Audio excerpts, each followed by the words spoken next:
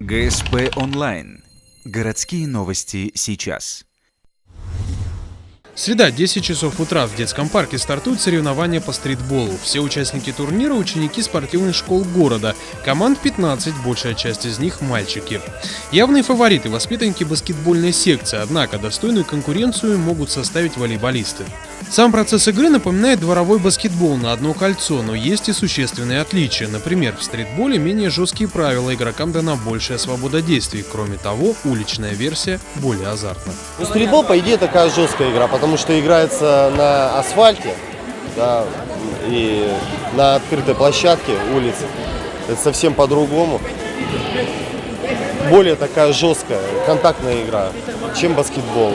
Одна партия длится 5 минут или до 11 набранных очков. В командах по 3 полевых игрока и 1 запасной. Турнир проходит по круговой системе, то есть каждый участник должен сыграть со всеми. Соревнования продлятся 2 дня. Лучшие результаты пойдут в зачет круглогодичной спартакиады.